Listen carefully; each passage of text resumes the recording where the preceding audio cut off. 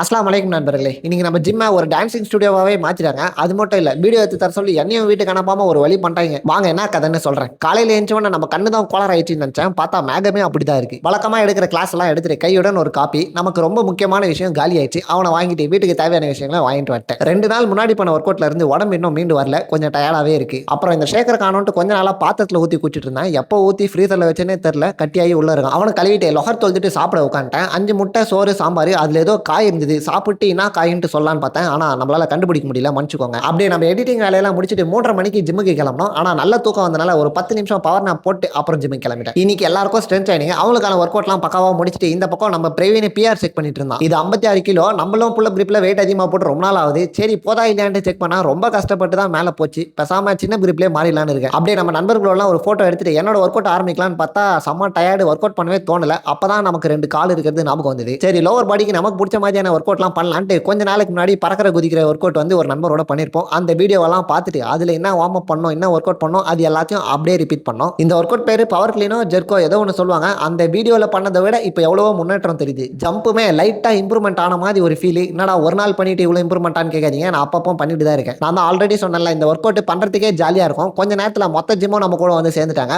Broad jump, high jump, single leg அப்படின்ட்டு எல்லா jumping ஒர்க்கும் முடிச்சுட்டு ஐசோமெட்ரிக்கா சில ஒர்க் அவுட் பண்ணும்போது பாதி பேர் காணும். சாலா மட்டும் தான் நம்மளோட இருந்தான். அவ்வளோதான், சீக்கிரமா வீட்டுக்கு போயிட்டு தூங்க போறோம்ட்டு சந்தோஷமா இருந்தேன். நடுவில் யாரும் கொடுத்த ஐடியா தெரியல, டான்ஸ் பண்ணி ரீல் போடலான்ட்டு அதுக்கான ரிஹர்சல் எல்லாம் போயிட்டு இருந்தது. ஒரு அரை மணி நேரம் கிட்ட பிராக்டிஸ் பண்ணிருந்தாங்க. அப்போ டப்புன்னு டான்ஸ் ஆடி முடிச்சிருவாங்க நம்பி வீடியோ எடுக்க கூப்பிட்டோன்னா ஓகே சொல்லிட்டேன். 10, 15, 20 அட்டம்ப்ட்னு போயின்னு இருக்கு. யாருனா ஒருத்தங்க ஸ்டெப்பை மறந்து கோலர் குத்துறாங்க. நானும் டைம் ஆயிடுச்சுட்டு நம்மளால முடிஞ்ச மோட்டிவேஷன் ஸ்பீச்லாம் குத்துனே வீடியோ எடுத்துன்னு இருக்கிறேன். அப்போ கூட யாருனா ஒருத்தங்க கோலர் குத்துறாங்க. ஒரு வழியா ஒரே ஒரு டேக் மாட்டிச்சு. அவ்வளவுதான், அது முடிச்ச உடனே எல்லாரும் காலி ஆயிட்டோம். அவ்வளவுதான், நாளைக்கு பார்க்கலாம் நண்பர்களே, பை.